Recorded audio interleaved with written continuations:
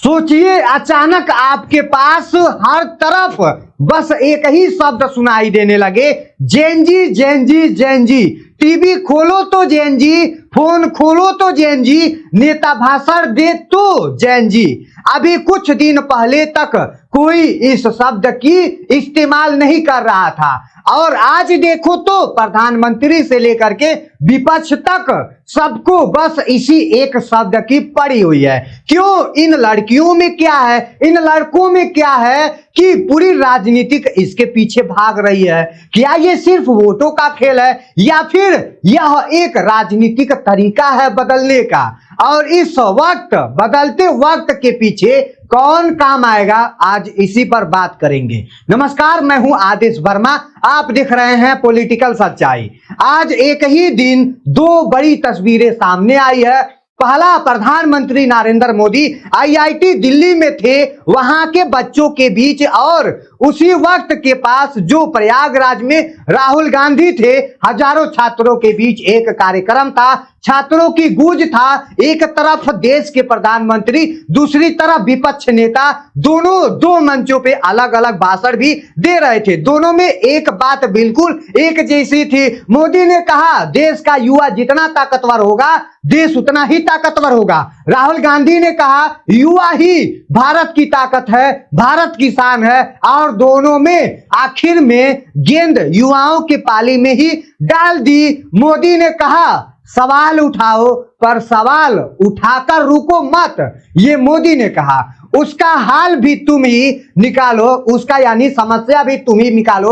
राहुल गांधी ने कहा कि पीछे मत हटो, सुझाव दो, हल बताओ, और युवाओं को लड़ने की ताकत दो। भविष्य है तुम्हारा, है तुम्ही को उजागर करना है। ये सरकार क्या करेगी, राजनीति क्या करेगा, आज इसी सवाल को खोलते हैं। लेकिन रुकिए, पहले ये समझते हैं कि अचानक सबको जेनजी क्यों याद आने लगी। भारत में इस पीढ़ी के लोग करीब 36 करोड़ से 40 करोड़ हैं। अगला लोकसभा चुनाव 2029 में होगा, तब तक 40 करोड़ जेनजी वोट डालने लायक हो जाएंगे। 40 करोड़, सोचिए कितना बड़ा नंबर है। अगर इतने सारे लोग एक तरफ सोचने लगे तो चुनाव का पूरा गणित पलट सकता है।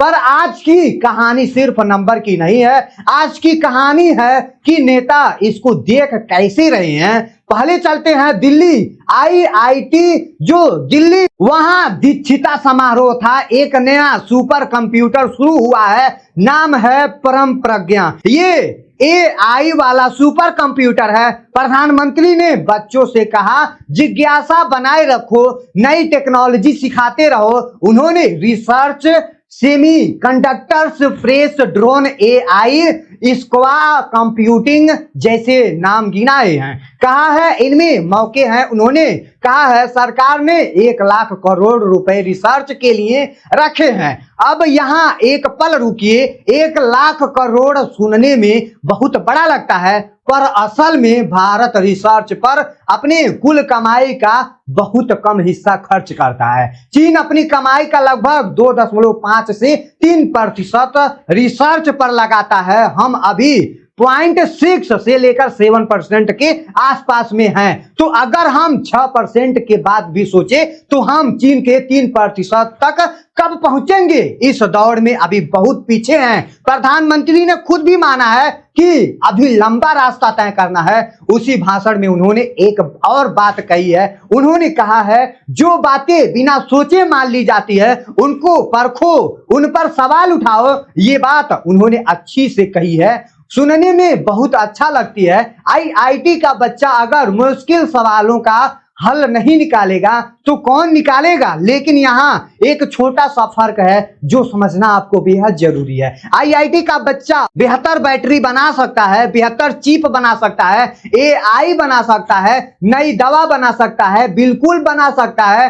पर एक ऐसा सिस्टम बनाना जहां उसकी रिसर्च को पैसे मिले, जहां नौकरी पैदा हो, जहां पेपर लीक ना हो, जहां यूनिवर्सिटी आजाद रहे, जहां रिसर्च करने वालों को देश छोड़कर बाहर न जाना पड़े।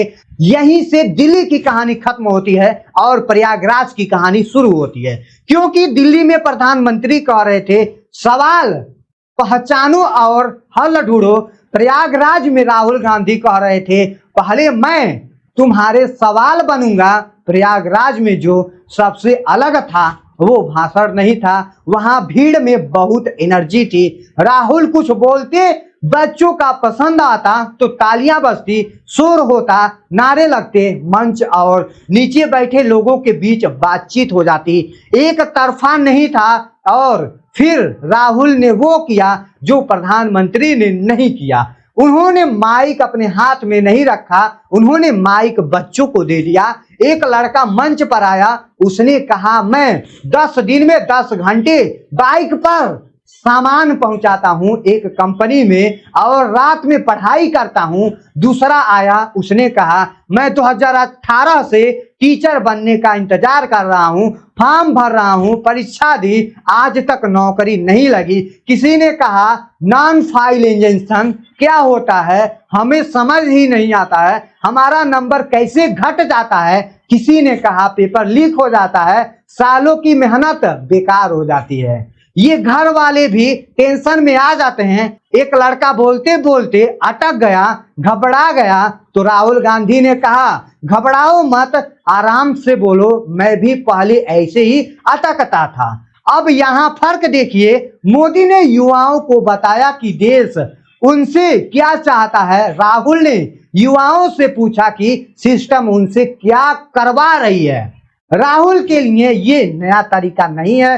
2008 में वो वीरदर्भ गए थे, वहां एक महिला थी कलावती, उसके पति ने खेती के कर्ज से तंग आकर के जान दे दी थी। वो 9 बच्चों को अकेले पाल रही थी। राहुल उसमें मिले, बाद में संसद में उनकी कहानी बताई, तब वो उस पीढ़ी की जोड़ रहे थे जो जेनजी से ठीक पहले थी। अब 18 साल बाद वो 2027 यानी जब तक 27-26 चल रहा है, इस आंदोलन में जो जेनजी है वो अपना चेहरा बना लिया है। 2008 के मुद्दे गांव का संकट था, 2026 में मुद्दा बेरोजगारी, पेपर लीक और सिस्टम से गुस्सा है। और शायद इसलिए राहुल ने प्रयागराज में पूरी बात को 3 शब्दों में समेट दिया है, दर्द, डाटा और दौलत। उन्होंने कहा दर्द आपका है, डाटा आपका है, पर दौलत किसी और की है। अब इस बात को सरकारी आंकड़ों से ही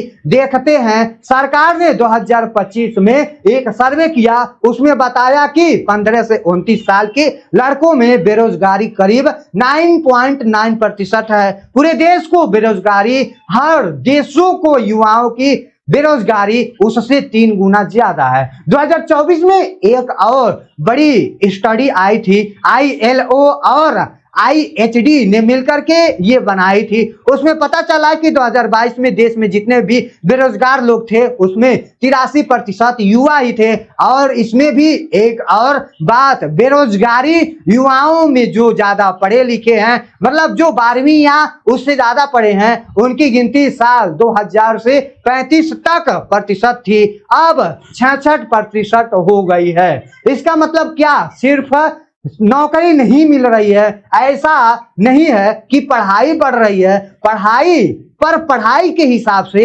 मौके नहीं बढ़ रहे हैं, यानी वो हद है जिसकी बात राहुल ने कह दी थी। दूसरा शब्द था डाटा। राहुल ने कहा डाटा तो ताकत है, पर आज इसका इस्तेमाल कुछ और ही हो रहा है। एक आंकड़ा कहता है कि भारत का युवा दिन में करीब 7 घंटे फोन पर स्क्रॉल करता रहता है, रील्स देखता रहता है। अब सोचिए 15 से 29 साल के करीब 10 से 11 करोड़ युवा ऐसे ही जिनके पास कोई काम नहीं है, तो वो क्या करेंगे, रील ही देखेंगे, वही 7 घंटे फोन ही देखेंगे। तीसरा शब्द था दौलत।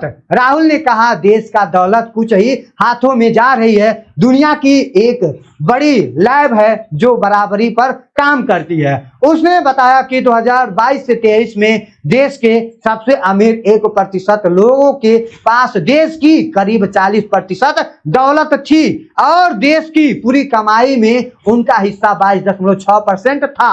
एक और आंकड़ा कहता है कि देश के 21 सबसे अमीर लोग के पास जितना पैसा है उतना 70 करोड़ लोगों के पास भी नहीं है। तो दर्द आपका, डाटा आपका, दौलत उनकी, ये लाइन लोगों को इसलिए अच्छा लगी, क्योंकि पीछे दो सच है। एक पढ़ा लिखा युवा नौकरी के लिए परेशान है, दूसरा उसी युवा को डाटा से कुछ लोग बहुत अमीर बना रहे हैं। और शायद इसलिए प्रयागराज में जो भीड़ आई थी वो सिर्फ भाषण सुनने नहीं आई थी, वो अपनी जैसी कहानी सुनने आई थी, दूसरे की कहानी में खुद को अपना अंदाज देखने आई थी। कांग्रेस अब कह रही है कि वो इसको आगे बढ़ाएगी, 250 शहरों में छात्रों की गूंज पार्क बनाएगी जहां छात्र अपनी बात, अपनी परेशानी लिख सकते हैं। असली टेस्ट ये है कि सुनने के बाद जिम्मेदारी कौन लेता है। क्या यह आईआईटी के मंच से ये कहा जाएगा कि रिसर्च का पैसा कैसे दिया जाएगा, किसको कब तक मिलेगा, इसका हिसाब कब तक होगा, पब्लिक को मिलेगा या नहीं मिलेगा? क्या ये कहा जाएगा कि पेपर लीक में जो शामिल होगा चाहे वो कितना भी बड़ा हो उस पर सख्त एक्शन होगा?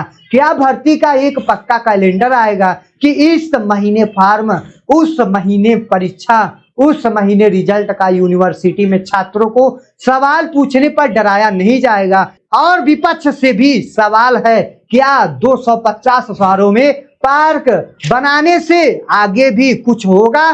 क्या छात्रों की जो बातें लिखी जाएगी उन पर हर महीने क्या हुआ इसका जवाब दिया जाएगा? क्या माइक थमाना सिर्फ मंच तक रहेगा या पॉलिसी बनने की टेबल तक भी जाएगा? आखिरी में एक बात, आज दो मंच थे, एक ने कहा सवाल पूछा और हल भी तुम निकालो, दूसरे ने कहा तुम्हारा दर्द क्या है बताओ, पर दर्द बताने वाला भी और हल निकालने वाला भी युवा ही है। तो बीच में कुर्सी पर बैठा हुआ आदमी क्या कर सकता है? ये सवाल आपका है, मेरा है, हम सबका है, क्योंकि देश का युवा अगर सच में ताकत है तो उसको सिर्फ ताकत कहने से काम नहीं चलेगी, उसको ताकत देनी भी पड़ेगी। इसी के साथ वीडियो को समाप्त करते हैं। आई होप आपको यह इन्फॉर्मेशन अच्छा लगा होगा, तो वीडियो को लाइक करके चैनल को सब्सक्राइब कर दीजिएगा।